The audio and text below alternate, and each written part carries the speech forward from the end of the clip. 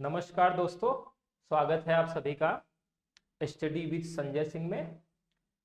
आज मैं बहुत दिनों बाद आप सबके सामने उपस्थित हुआ हूं एक महत्वपूर्ण टॉपिक लेकर के। और अपने इस चैनल पर मैंने आपसे वादा किया था कि कुछ ऐसे टॉपिक लेके आता रहूंगा जो इम्पोर्टेंट हैं, जो रोचक तरीके से हैं, जिस पे लोग जल्दी बात नहीं करते हैं। जबकि आज मैं जो टॉपिक चुना हुआ हूँ, इस टॉपिक में हमने एक प्राचीन धर्म ग्रंथ है उसके बारे में बात करने जा रहा हूँ। अगर वैसे हिस्ट्री में देखा जाए, जहाँ मैं क्लासें लेता हूँ हिस्ट्री में, उसमें उसको बताते वक्त एक इतिहास के स्रोत के रूप में उसको प्रस्तुत करता हूँ मैं। और या तो वैदिक काल पढ़ाते वक्त वहाँ पे मैं चर्चा करता हूँ। और वो जो टॉपिक आज हमने लिया है, वेद लिया है। यानी हम आपके बारे में जो है जो बात करने वाले हैं, आज हम एक वेद के बारे में आपसे चर्चा करेंगे कि वेद क्या है, इससे क्या जानकारी मिलती, इसमें क्या लिखा गया, इसकी जरूरत क्यों पड़ी इसको लिखने का। तो ये वेद के बारे में, और जैसा कि हिंदू परंपरा में ये माना जाता है कि यह आर्यों का सबसे प्राचीन धर्म ग्रंथ है। तो आर्य कौन है? पहले तो ये मान लिया जाता था कि आर्य विदेश से आए, मध्य एशिया से आए, जैसा कि मैक्स मूलर साहब ने कहा है। लेकिन बाद में आप देखेंगे तो ये कहा जाने लगा कि आर्य यहीं के निवासी थे। आपके जैसे यूपीएससी है, वहां के सिलेबस में पहले भारत में आर्यों का आगमन दिया जाता था। अब उसमें सिलेबस में कुछ इस तरह से नाम लिखा जाता है कि भारत में जो है कि आर्य आगमन का नहीं बल्कि आर्यों का प्रसार दिखाया जाता है, कि किस तरह से प्रसार उनका हुआ है। ये बातें चलती हैं। तो एक छोटा सा टॉपिक मैंने लिया हुआ है, क्योंकि जो हिस्ट्री की क्लास में मैं पढ़ाता हूँ कि इतिहास जानने के साधन, उसमें बहुत सारे साधनों की चर्चा मैं करता हूँ। उसमें से पहला जो होता है वो वेद ही होता है। लेकिन सिर्फ मैं यहाँ पे चर्चा आपसे वेद के बारे में करूंगा। वेद लिखा क्यों गया? तो वेद का एक मात्र उद्देश्य था ईश्वर को खुश करना। तो अगर आपसे पूछा जाए कि ईश्वर को आप क्यों खुश करना चाहते हैं, क्यों ईश्वर की पूजा करना चाहते हैं, तो इसका सीधा सा उत्तर है कि वो चाहे हमारी मुरादों को पूरा करे, जो हम चाहते हैं ईश्वर से वो पूरा करे। अगर ये विमर्श की बात होती है कि हम पूजा क्यों करें, तो पूजा करने के कई उद्देश्य बताए गए हैं कि आप ईश्वर की भक्ति क्यों करेंगे। तो जिसमें से एक कारण होता है कि भय, कि ईश्वर की हम इसलिए पूजा करते हैं कि हमारे अंदर भय है ईश्वर के प्रति, कि कहीं ईश्वर हमारे साथ ऐसा ना कर दे, वैसा ना कर दे।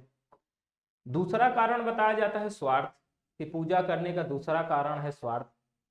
और तीसरा कारण बताया जाता है श्रद्धा, कि हम ईश्वर के प्रति भक्ति श्रद्धा बस करते हैं, स्वार्थ बस करते हैं, भय बस करते हैं। ये ही तीन कारण है पूजा का। ये जो वेद लिखा गया है ईश्वर की श्रद्धा के लिए, ईश्वर को खुश करने के लिए इसका प्रणयन किया गया। तो है क्या ये वेद, इसी को जानते हैं। देखिए, ये जो वेद है इसका अर्थ जो होता है वो होता है ज्ञान। वेद का अर्थ होता है ज्ञान। लेकिन ये ज्ञान क्या है आज तक किसी ने बता नहीं पाया है कि ज्ञान क्या है। इस पे आप अगर फिलॉसफी पढ़ते हैं तो फिलॉसफी एक सब्जेक्ट इपिस्टेमोलॉजी पढ़ाया जाता है, एक पार्ट उसमें का है, जिसमें यही बात की जाती है कि ज्ञान क्या है। लेकिन आज तक कोई बता नहीं सका कि ज्ञान क्या होता है। लोग कह तो देते हैं कि आप अज्ञानी हैं, आपको ज्ञान नहीं है, लेकिन उनको ये नहीं समझ में आता, उसका उत्तर देने में असफल हो जाते हैं कि अज्ञान किस आधार पर आप उनको कह रहे हैं कि ये अज्ञानी है। तो मैं इस तरफ डिस्कस नहीं करूंगा, किसी दिन अलग से आपके लिए वीडियो लेके आऊंगा जिसमें मैं सिर्फ ये बात करूंगा कि ज्ञान क्या होता है, इसके क्या परिणाम होते हैं, इससे मुक्ति के साधन क्या है जो दर्शन में बताए गए हैं। वेद की बात करें तो इसका अर्थ है ज्ञान। अब यह जो है दूसरे पॉइंट पे बात करें तो यह आर्यों का सर्व प्राचीन धर्म ग्रंथ है। धर्म ग्रंथ है। तो आपको इसमें दो तीन शब्दों का आपको ध्यान देना है कि यह आर्यों का सर्व प्राचीन धर्म ग्रंथ है। आर्य मतलब श्रेष्ठ होता है। मैंने आपसे पहले ही बताया कि आर्य का अर्थ अब हम अपने आप से ले रहे हैं कि भारत वालों के लिए ले रहे हैं। तो आर्यों का सर्व प्राचीन धर्म ग्रंथ था, यानी आर्यों की पहली अगर कोई पुस्तक थी धर्म ग्रंथ की तो वो वेद थी। और इसके संकलनकर्ता जो माने जाते हैं, जो संकलनकर्ता इसके थे, संकलनकर्ता इसके संकलनकर्ता हैं महर्षि कृष्ण द्वैपायन वेद व्यास, वेद व्यास इसके संकलनकर्ता माने जाते हैं। किसी भी ऋषि का नाम आपके मुंह से उच्चारण करते समय उनके आगे महर्षि शब्द का उल्लेख करना जरूरी होता है। तो महर्षि कृष्ण द्वैपायन वेद व्यास वेदों के संकलनकर्ता माने जाते हैं। जैसा कि आपको पता होगा कि वेदों की संख्या जो है वो 4 है। वेदों की संख्या कितनी है? तो ये 4 है। कौन कौन से वेद हैं ये 4?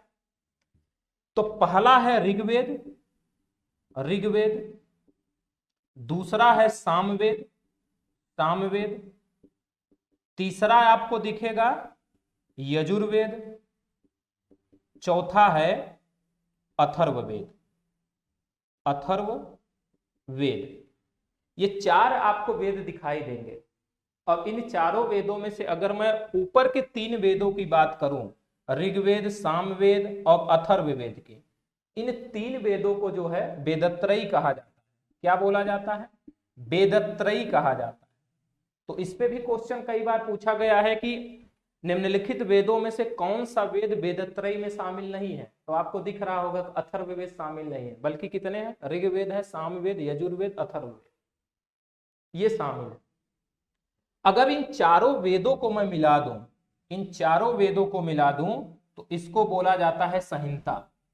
इसको क्या बोला जाएगा? संहिता बोला जाएगा, अगर चारों वेदों को हम मिला देते हैं तो। लेकिन ऊपर के 3 वेद यानी ऋग्वेद, सामवेद और यजुर्वेद, इनको वेदत्रयी कहा जाता है। वेदों को श्रुति भी कहा जाता है क्योंकि ये सुन करके इसका संकलन किया गया है। ये आपको ध्यान रखना है। क्या जरूरत पड़ी इन वेदों की रचना करने की? तो आपको याद करने के लिए मैं बताऊं कि ईश्वर की भक्ति जो होती है एक प्रेम है, एक क्लाइमेक्स है प्रेम का, जहां ईश्वर के प्रति अपने आप को समर्पित कर दिया जाता है, क्योंकि प्रेम का अर्थ ही समर्पण होता है। जैसे मूसा नाम के एक व्यक्ति हुआ जो ईश्वर की भक्ति करता था, तो ईश्वर उस पर प्रसन्न होता है और पूछता है कि मूसा तुम्हें क्या चाहिए? क्या मैं तेरा हो जाऊं मूसा? मूसा कहता नहीं। तो फिर क्या? तू मेरा हो जाए? नहीं। तो फिर चाहता क्या है मूसा? वो कहता है मैं ये चाहता हूं कि मेरी रजा तेरी रजा में फना हो जाए। ये प्रेम होता है। मैं अगर तुम हो जाऊं तो मेरा वर्चस्व समाप्त हो जाएगा, और तुम मेरा हो जाओ तो तुम्हारा वर्चस्व समाप्त हो जाएगा। मैं चाहता हूं कि तू तू रहे, मैं रहूं, बस मुझे इतना कर दे कर्म कि मैं तेरा भक्ति हर समय कर सकूं, मुझे इतना पास कर ले। ये प्रेम की पराकाष्ठा होती है। वो प्रेम चाहे भक्त की हो, चाहे वो प्रेमी प्रेमिका हो, किसी की भी प्रेम हो सकता है, वो चाहता है। तो वेद भी जो हम लिखे हैं ईश्वर को खुश करने के लिए लिखे हैं। मैं उदाहरण से इन चारों वेदों को समझाने का प्रयास करता हूं, आपको साइकोलॉजिकल दृष्टि से मैं इसको समझाऊंगा। आप देख रहे हैं कि 4 वेद हैं, ऋग्वेद, सामवेद, यजुर्वेद, अथर्ववेद। इनका क्रम कैसे लिखा गया इस पे ज्यादा डिस्कस करने की जरूरत नहीं, लेकिन एक समझने के लिए हमने क्रम निर्धारित किया है कि आप समझो। कल्पना करो कि आप किसी को प्रेम करते हो, जिसे बेहद प्रेम करते हो, और आप उसके लिए एक कविता लिखें। अब उस कविता को लिख करके आप अपने घुटनों को बैठ करके उसको सुना रहे हैं। आपने कविता लिखा कि एक तेरे चाहत के सिवा कुछ अच्छा नहीं लगता, ऐसा आपने लिखा। कुछ ऐसा करो सनम कि मिल जाए उम्र भर के लिए, ये कुछ पल का तेरा मिलना और मिल के बिछड़ना मुझे अच्छा नहीं लगता, ऐसा आपने लिखा। अब ये कविता आपने जिसके लिए लिखा उसको घुटनों को बल कर बैठ करके आप उसको सुना रहे हैं पहली बार, तो उसको बड़ी प्रसन्नता हो और आपसे वो खुश होगी, आपकी सारी मुरादें पूरी होंगी। लेकिन आप कल्पना करो, आपने लिख दिया, उससे मुरादें पूरी हुई।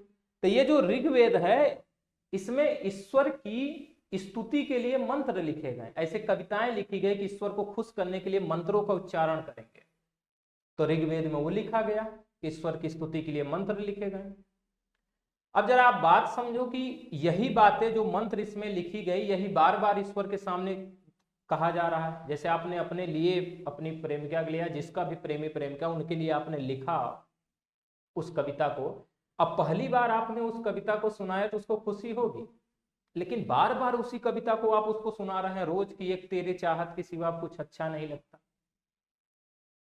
अगर यही रोज रोज सुना रहे हैं तो एक दिन 2 दिन अच्छा लगेगा, तीसरे दिन वो कहेगा, चौथे दिन कहेगा भाई कुछ नया बताओ। अब उसके ऊपर वो प्रभाव पड़ना कम हो जाएगा, तब आप कुछ नया करना होगा।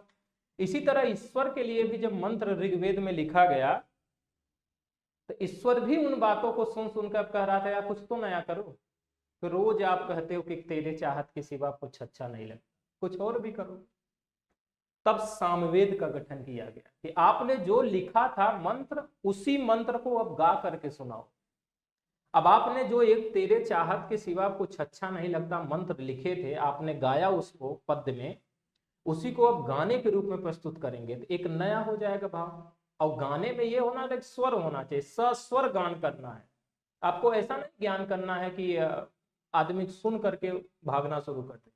गाने में लय होनी चाहिए, इंटेंशन, बिहेवियर आपका और लैंग्वेज ये सब बराबर होने चाहिए, तब समझ में आएगा। अब मान लो कि रोज वही गाना सुना रहे हो आप, तो एक समय फिर आएगा कि वो कहेगा कि यार अब कुछ नया करो। ईश्वर भी यही कहेगा कि आपने मंत्र मेरे लिखा, उसको गा कर भी सुनाया, अब कुछ और भी तो करो। अब ईश्वर के लिए यज्ञ से संबंधित विधि विधान किए गए यजुर्वेद में। अब गिफ्ट भी दिया जा रहा, ईश्वर के लिए यज्ञ गिफ्ट ही तो है। आपने उसके लिए गाना लिखा, उसको गा करके भी सुनाया, अब उसको गिफ्ट भी चाहिए, आपने गिफ्ट भी देना शुरू कर दिया। तो ईश्वर के लिए भी गिफ्ट देना शुरू कर दिया।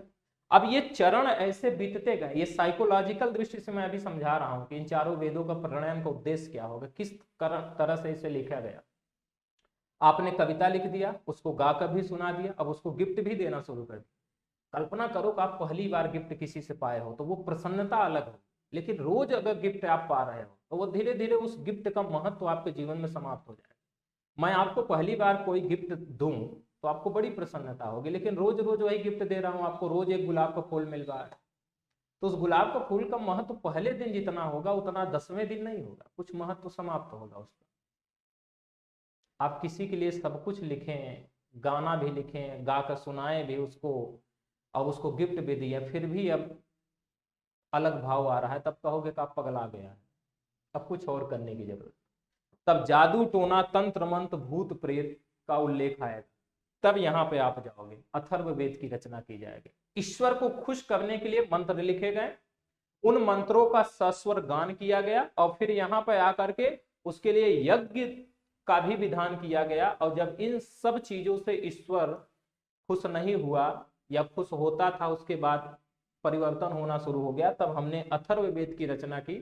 अब इसमें कहा तंत्र मंत्र जादू टोना भूत प्रेत, इनका भी देखना चाहिए। और मजेदार बात है कि तंत्र मंत्र भूत प्रेत जादू टोना में आपको जाने के बाद दो ही अब रास्ते हैं, या तो सही होगे या तो खराब ही रहोगे। याद रखना इन चारों वेदों में से सबसे प्राचीन वेद ऋग्वेद है, लेकिन सबसे लोकप्रिय वेद अथर्ववेद है, क्योंकि भारत जैसे देशों में अगर देखा जाए तो तंत्र मंत्र जादू टोना भूत प्रेत पर ज्यादा विश्वास लोगों को हो रहा है, अथर्ववेद आगे निकल गया। तो यहां पर आपको अब एक एक करके समझना, एक साइकोलॉजिकल दृष्टि से मैंने आपको समझाया कि ये चारों वेदों का क्रम क्या क्या होना चाहिए। आपने पहली बार उसके लिए कविता लिखा, जब वो उब गया तो उसको गा करके सुनाया, जब उससे भी उब गया तो उसको अब गिफ्ट भी देना शुरू कर दिए, और फिर उससे उबा तो कहें कि ये पगला गया है, कुछ और भी रास्ते अपनाने होंगे, ये किया गया। तो एक एक वेद को हम देखते हैं, तो इतना फैक्ट तो आपको जानकारी रखना चाहिए कि वेद का अर्थ ज्ञान होता है। अब यह आर्यों का सर्वप्राचीन धर्म ग्रंथ है, अब इसके संकलनकर्ता महर्षि कृष्णद्वैपायन वेदव्यास माने जाते हैं।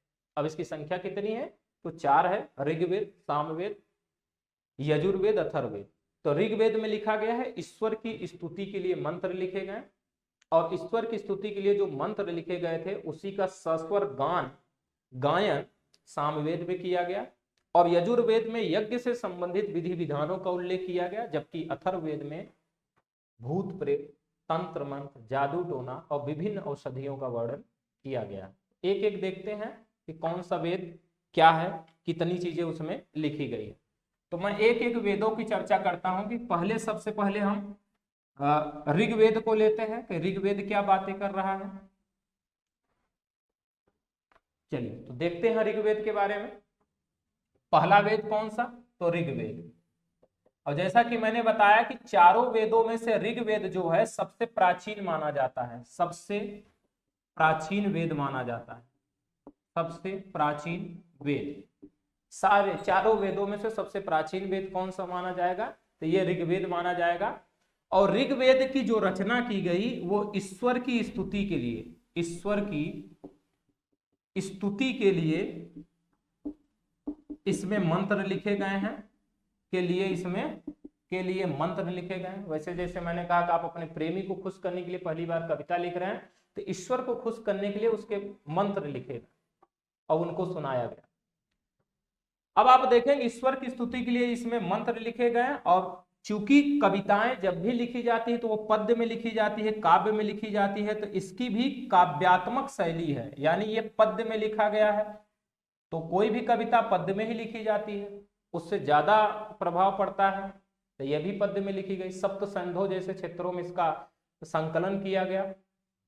और इसमें आप देखेंगे कुछ फैक्चुअल ज्ञान, तो इसमें 10 मंडल आपको दिखाई देंगे, 1028 सूक्त दिखेंगे आपको, 1028 सूक्त, और 10,580 इसमें आपको मंत्र दिखाई देंगे। तो ये सब सारे मंत्र जो है ईश्वर को खुश करने के लिखे गए थे। और जो इनका पुरोहित होता था, जो इन मंत्रों का उच्चारण करता था, उस पुरोहित को जो है होता या होत्रु कहा जाता था, होता या होत्रु बोला जाता। आप ये कल्पना करो कि कोई अगर एक गाना लिखा गया है तो उस गाने को अगर कोई एक व्यक्ति अपने सुरीली आवाज में सुनाता है तो ज्यादा अच्छा होता है। अब सारी जनता खड़ी होकर के एक साथ सुना रही, तो ईश्वर कंफ्यूज भी हो सकता है कि ये क्या कह रहा है। तो एक उसकी तरफ से, सारी जनता की तरफ से पुरोहित नियुक्त किया गया था जो उन मंत्रों का उच्चारण करता था ताकि ईश्वर खुश हो सके, वो करता था। तो इसके पुरोहित को होता बोला जाता। अब इसी 10वें मंडल में आप देखोगे 10 मंडल है, तो 10 मंडल, चूंकि इस पे अगर मैं 10वें मंडल को एक क्रम से विस्तार करूंगा तो ज्यादा समय होगा। तो कुछ अगर आप इसमें इंपॉर्टेंट चीजें देखना है तो एक याद रखिएगा कि 10वें मंडल को याद रखिएगा, क्योंकि 10वें मंडल में पुरुष सूक्त की चर्चा की गई है। और इसी पुरुष सूक्त में पहली बार वर्ण व्यवस्था की उत्पत्ति दिखाई गई है। अब ये 10 मंत्र अलग अलग देवताओं को समर्पित है। अब ये वैदिक काल के समय जो अध्ययन करते हैं हम लोग, ये वही समय है जहां प्राकृतिक शक्तियों का जो है मानवीकरण किया गया। जो प्राकृतिक शक्तियां थी उनकी मानवीकरण किया गया। जैसे मैं आपको उदाहरण देता हूं, 9वां मंडल आप देखोगे, 9वां मंडल तो वो सोम देव को समर्पित है, सोम को। अब ये सोम कोई देवता नहीं था, बल्कि एक हिमालय की पहाड़ियों पर एक पौधा है जिसकी पत्तियां लोग पीते थे। तो आप ऐसे करो कि एक तरफ ईश्वर को रख लो। अब ईश्वर को आप पूजा क्यों करते हो? दुख दूर करने के लिए। और सोम रस इधर रख लो आप। और सोम रस आप क्यों पीते हो? अगर शराबियों से पूछा जाए तो वो बोलेंगे कि हम सोम रस इसलिए पीते हैं ताकि हमारा दुख दूर हो सके। तो आप ऐसे समझो कि ईश्वर भी दुख दूर करेगा, शराब भी दुख दूर करेगी, तो क्यों ना हम शराब को ईश्वर कह दे। अच्छा तर्क था उनका। उन्होंने ये बोल दिया कि ये जो सोम है जो हमारा दुख दूर करता है, तो हम इन्हीं को ईश्वर घोषित कर देते हैं। और सोम एक जो पत्ती थी, एक लता थी, उसी को उन्होंने देवता घोषित कर दिया। और 9वां मंडल पूरा सोम देवता को समर्पित कर दिया गया। एक पत्ती थी, जैसे गांजे की पत्ती है सर, और आप देखोगे भांग की पत्तियां हैं, इनको आप देवता का स्थान दे दिए। सोम भी एक पत्ती थी, देवता का स्थान मिल गया। इस तरह से इसमें हो रहा है, यानी प्राकृतिक शक्तियों का यहाँ मानवीकरण किया गया। ये चीजें चल रही। इतना आपको इसमें ध्यान रखना है। 10वें पुरुष सूक्त ये, तो इसमें जो है 10वें मंडल के पुरुष सूक्त में आप देखेंगे तो वर्ण व्यवस्था की पहली बार उत्पत्ति दिखाई देती है। हालांकि इस पे मैं वेदों को बहुत सारे बात किया जा सकता है। मैं फिलॉसफी के स्टूडेंट रहा हूं तो धर्म को बड़े अच्छे नजदीक तरह से देखने का प्रयास किया हूं, तो मैं ज्यादा विस्तार में आपको जानने का प्रयास नहीं करूंगा। फिर मैं दूसरे वेद की तरफ बढ़ता हूं। आपने, फिर मैं आपको याद दिला दूं कि आपने कविता लिखा अपनी, जो आपकी प्रेमी है या प्रेमिका है, कि एक तेरे चाहत के सिवा कुछ अच्छा नहीं लगता। रोज उसी को वही बात आप सुना रहे हो। एक दिन वो लगेगा कि यार अब कुछ नया करो, रोज यही नहीं होगा। तब आपने उसी को गाने के रूप में प्रस्तुत किया। अब देखो वहां पर फिर कौन सा वेद आ जाएगा? दूसरा साम वेद आ जाएगा। अब साम वेद भी ईश्वर को खुश करने के लिए जो मंत्र लिखे गए हैं उन्हीं को गाने के रूप में प्रस्तुत किया जाए। सामवेद के जितने भी मंत्र हैं उसमें से कुछ मंत्रों को छोड़ करके शेष मंत्र जो है ऋग्वेद से ही लिए गए हैं। बस उसको क्या किया जा रहा है सामवेद में? तो सामवेद में ये किया जा रहा है कि उन्हीं मंत्रों को गाने के रूप में प्रस्तुत किया जा रहा है। तो सामवेद का अर्थ ही गायन होता है। अर्थ क्या होता है? गायन होता है। और इसको भारतीय संगीत का जनक माना जाता है। भारतीय संगीत का जनक माना जाता है। यानी संगीत का जो उद्भव हुआ वो सामवेद से हुआ। अब इसमें ईश्वर की स्तुति के लिए जो मंत्र थे ऋग्वेद में लिखे गए, उसी का सस्वर गान किया जाता था। यानी मंत्रों का सस्वर गान किया जाता, स्वर होना चाहिए। जैसे आपको कहूं कि कुछ जैसे कि नौटंकी होती है, तो नौटंकी में जब पुरुष स्त्री बनने का प्रयास करता है और अलाप लगाता है, तो उस अलाप में कभी कभी इतना लगता है कि बेसुरे आदमी है, तो जनता भी भागने कगार पे आ जाती है।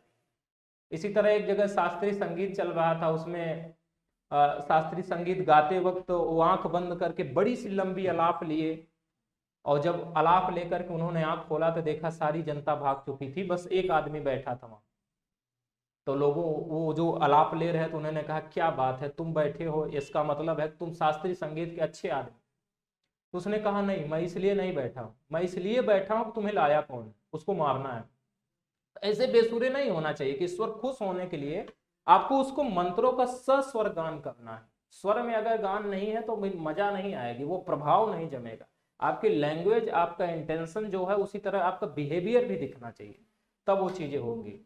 तो ये चीजें किया गया। तो इसमें मंत्रों का सस्वर गान किया जाता था, और इसके पुरोहित को जो बोला जाता था, इसके पुरोहित को उद्गाता कहते थे। क्या बोलते थे इसके पुरोहित को? तो उद्गाता इसके पुरोहित को कहा जाता था, जो मंत्रों का सस्वर गान करता था। इसमें मंत्रों की मैं संख्या नहीं दिखा रहा हूं क्योंकि ज्यादा चीजें हो जाएंगी। तो इसमें संगीत का जो है सस्वर गान किया गया, और इसके पुरोहित को जो है उद्गाता बोला गया। ये आपको ध्यान रखना। हमने उसके लिए कविता लिखा, उसको गा कर भी सुनाया, फिर भी ना मानी, तो हमने उसको गिफ्ट देना शुरू किया, यज्ञ करना शुरू कर दिया उसके लिए। तो नेक्स्ट जो हमारा आएगा वेद, वो तीसरे नंबर पर आएगा यजुर्वेद। तो यजुर्वेद में क्या लिखा गया? यजुर्वेद तो तीसरे नंबर पर आएगा यजुर्वेद। और यजुर्वेद में आप देखेंगे तो इसका अर्थ होता है यज्ञ। यजुर्वेद का अर्थ है यज्ञ। अब इसमें यज्ञ से संबंधित विधि विधानों का उल्लेख किया गया है। विधि विधानों का उल्लेख किया गया है। तो यज्ञ से संबंधित विधि विधानों का इसमें उल्लेख किया गया कि यज्ञ कैसे होगा, क्या दिया जाएगा, अर्पण किया जाता है। ईश्वर के लिए भी आप यज्ञ कर रहे हैं, और यज्ञ खाली हाथ तो होगा नहीं, कुछ न कुछ तो अर्पण करना होगा उनके लिए। तो उनके लिए आप अर्पण कर रहे हैं, और अर्पण करना इसका मतलब है कि आप जो है कि कुछ उनको आप गिफ्ट दे रहे हैं, या गिफ्ट को आप भाषा में समझ लीजिए कि जैसे आप यज्ञ कर रहे हैं, उसमें नारियल चढ़ा रहे हैं, फूल चढ़ा रहे हैं, या मिष्ठान चढ़ा रहे हैं, तो ये भी तो एक गिफ्ट ही है उनके लिए। तो इसमें यज्ञ से संबंधित विधि विधानों का उल्लेख किया गया। और इस वेद के जो हैं, अगर आप देखेंगे तो दो भाग हैं। यजुर्वेद के दो भाग हैं, शुक्ल यजुर्वेद और कृष्ण यजुर्वेद। ये दो भाग हैं। इनमें से आप देखोगे तो शुक्ल यजुर्वेद को वाजसनेयी संहिता भी बोलते हैं। वाजसनेयी संहिता भी बोलते हैं। ये एक बार पीसीएस में इस तरह का सवाल पूछ लिया गया था कि यजुर्वेद के किस भाग को वाजसनेयी संहिता बोलते हैं, तो शुक्ल यजुर्वेद को बोलते हैं। फिर आप देखें इसके पुरोहित को जो है, इसके पुरोहित को अर्धयु बोला जाता है। इसके पुरोहित को अर्धयु बोला जाता है। ये जो है यज्ञ का जो कर्म कांड है, उसका प्रतिष्ठान है, उसको जो है कि संपादित करवाता था इसका पुरोहित। इतना आपको इसमें ध्यान रखना है। फिर अगर हम बात करें चौथे वेद का, हमने यज्ञ भी किया, गिफ्ट भी दिया। अब आप स्वयं अपने दिमाग को जोर डाल के देखो कि किसी के लिए आपने कविता लिख दिया, उसको सुनाया, पहली बार पसंद आया था, दूसरा उसको गा कर भी सुनाया, तीसरी बार गिफ्ट भी दिया, लास्ट में बोल ही दोगे पगला गई है, अब इसको न गाना सुनना है न गिफ्ट देना, बल्कि पगला गई है, जादू टोना भूत प्रेत तंत्र मंत्र ये सब दिखाओ तब ये सही होगी, ऐसा आप सोच लोगे, करोगे ऐसा प्रयास, तो अब तंत्र मंत्र जादू टोना भूत प्रेत की जरूरत पड़ गई। चौथे वेद की रचना का समय आ गया। अब वो वेद था अथर्ववेद। तो अथर्ववेद में आप देखोगे ये जो अथर्ववेद है यानी चौथे नंबर का वेद अथर्ववेद, इस अथर्ववेद में भूत प्रेत, भूत प्रेत, जादू टोना, जादू टोना, भूत प्रेत, जादू टोना, तंत्र मंत्र, तंत्र मंत्र, विभिन्न प्रकार की औषधियां, औषधियां, इन सारे चीजों का इसमें वर्णन किया गया। और मजेदार बात है कि सारे वेदों में से सबसे लोकप्रिय वेद था, सबसे लोकप्रिय वेद, लोकप्रिय वेद था, लोकप्रिय वेद। और इसके वेद के जो पुरोहित थे उनको ब्रह्मा बोला जाता था, इस वेद के पुरोहित को ब्रह्मा बोला जाता, क्योंकि जो सही कर दे उसी को तो भगवान कह देंगे। इसके वेद को, पुरोहित को ब्रह्मा बोल दिया गया, सभी वेदों में से सबसे लोकप्रिय वेद मान लिया। अब इसी में आप देखोगे तो एक फैक्ट मिलता है कि परीक्षित को कुरुओं का राजा कहा गया है। एक परीक्षित देवता है जिनको, परीक्षित को कुरुओं का राजा कहा गया है, कुरुओं का राजा, कुरुओं का राजा कहा गया। ये इनके बारे में आपको ध्यान रखना। इन चारों वेदों को मैं फैक्चुअल नॉलेज देने के लिए आपके सामने उपस्थित नहीं हुआ हूं, क्योंकि फैक्चुअल नॉलेज तो आपको किताबों में मिल जाएगा। बस एक साइकोलॉजिकल दृष्टि आपके सामने मैं ला रहा हूं कि ईश्वर की जो हम पूजा करते हैं तो एक क्रम क्या होता है, क्या जरूरत पड़ी इन चारों वेदों की एक अलग अलग, जबकि वेद तो ऋग्वेद से काम चल जाता है, ईश्वर की स्तुति के लिए मंत्र तो लिखे ही गए थे उसमें। लेकिन ऐसी क्या जरूरत पड़ी कि बाद में चल करके उनके लिए गाना भी गाया गया, उनको यज्ञ भी किया गया उनके लिए, और आगे चल करके भूत प्रेत तंत्र मंत्र जादू टोना की बात की गई। क्या आप बता सकते हैं कि भूत क्या होते हैं? उसमें आप कमेंट बॉक्स में दीजिएगा कि भूत किसे आप बोल देते हैं। ये सारी चीजें तो बात चलती है कि भूत है, भूत होता है कि नहीं होता, ये सारे लोगों का, कुछ लोगों को विश्वास है, कुछ लोगों को नहीं है। इस तरह से हमने वेद पर एक छोटा सा आपके लिए इंफॉर्मेशन दिया, और इसी तरह हम लेकर के चीज़ें आते रहेंगे। आप वीडियो को अन्य लोगों को भी शेयर कर दें ताकि वो लोग भी जानें इन सारी चीज़ों को। और ये सिर्फ प्रतियोगी परीक्षाओं के लिए नहीं है, बल्कि जो वेदों में रुचि रखने वाले लोग हैं, ईश्वर में आस्था रखने वाले लोग हैं, वो भी इसको देख सकते हैं। और इसको अधिक से अधिक आप शेयर करें, और प्लीज़ चैनल को सब्सक्राइब करें स्टडी विद संजय सिंह। मिलते हैं किसी इसी तरह के नए वीडियो लेकर के। Thank you.